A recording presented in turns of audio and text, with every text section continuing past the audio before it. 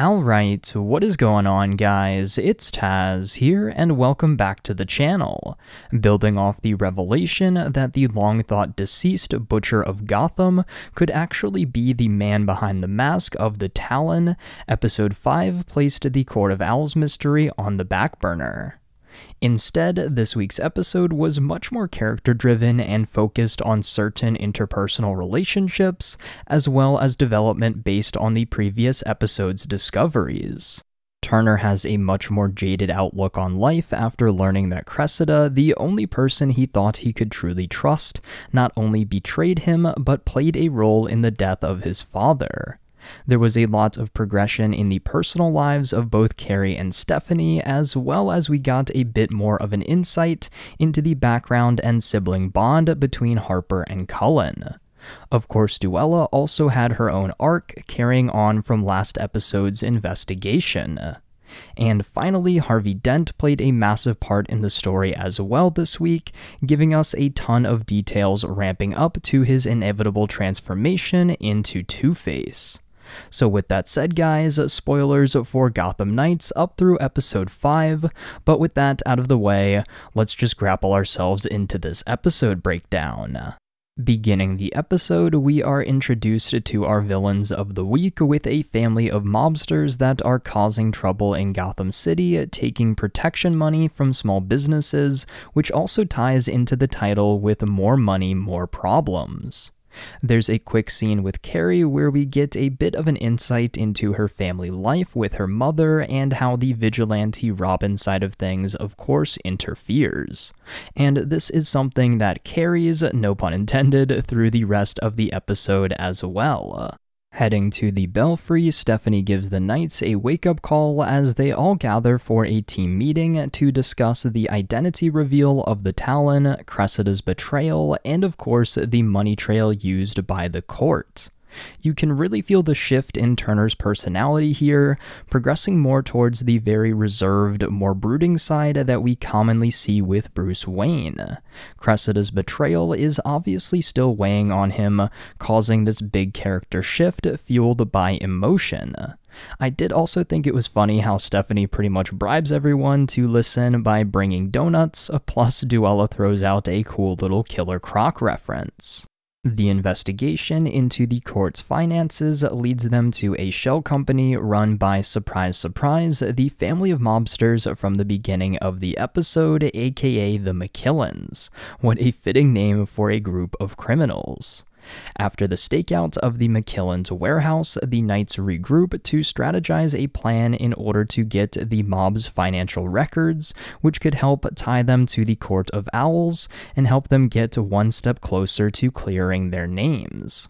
However, getting to the mob's criminal ledger is much easier said than done, with Turner's bright idea being to rob the mob, setting the groundwork for another classic Gotham Knights heist. Flipping over to Harvey Dent, he is still left very confused about what is truly going on with him.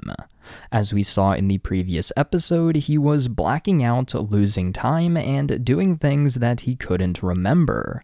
Harvey still has the key to the former mayor's car, which could tie him to the murder as a potential pawn for the court. Rebecca March pays Mr. Dent a visit at his office, once again leaving him somewhat felt out of the loop of his own life, with things that have happened in which he has no memory of. In an effort to get to the bottom of this mystery of missing time, Harvey seeks out help from Dr. Chase Meridian, giving us a nice little Batman Forever reference with that character. Back to the Knights, they map out their plan of attack and infiltrate the McKillens' freight yard. Once inside, there's a great scene with Turner going off on his own to take out a guard, very much so in Batman fashion. And the looks on everyone's faces after Turner made quick work of the mobster was great to see, and once again showing us Turner's progression towards the mantle of the Bat. After Harper is able to get the team inside the warehouse, she once again uses her lockpicking skills to crack open the mob safe, which has what the Knights were looking for: the complete manifest of financial records for the McKillens, which they could use to tie into the Court of Owls.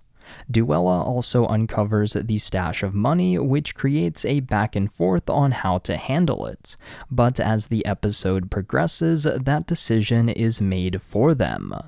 As always, however, the heist cannot just be a quick and simple in-and-out job, as they are confronted by a member of the mob who Harper used to be close with. This, of course, leads to a bit of conflict not only amongst the team themselves, but now with the mob who use their connections with the GCPD to try and collect the reward money for finding Bruce Wayne's killers. While the Knights find themselves in a standoff against the mob teamed up with the GCPD, we take a break and swap back over to Harvey. This was honestly the best scene of the entire episode, with Harvey explaining what he's going through to Dr. Meridian. He once again discusses how things are happening around him that he has no memory of ever doing, and how this loss of time worries him. Not only could he potentially have another personality living inside of him, but that other personality may be committing crimes on behalf of the court who Harvey is actively trying to stop.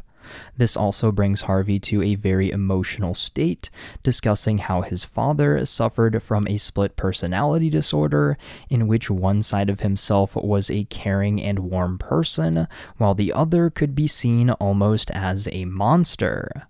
Misha Collins did an incredible job in this scene, really making you feel for Harvey and the fear that has come over him, realizing he may have inherited this trait from his father. Dr. Meridian, however, seems very quick to dismiss things, ensuring Harvey that maybe he's just stressed out from juggling the Wayne case as well as throwing his hat in the ring for the mayoral campaign as well. She pretty much just told Harvey to take some ashwagandha and chill out. However, it seems as if the theory I presented back in my breakdown for the pilot episode may be coming to fruition here.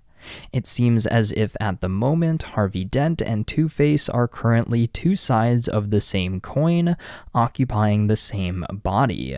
While Harvey Dent may be the good guy and the hero Gotham deserves, once activated, the Two-Face personality comes out as the monster hidden beneath the surface, doing the court's dirty work, like eliminating the former mayor, who was no longer needed. And I think this theory is further solidified in the last couple of scenes we get with Harvey a little later on in the episode.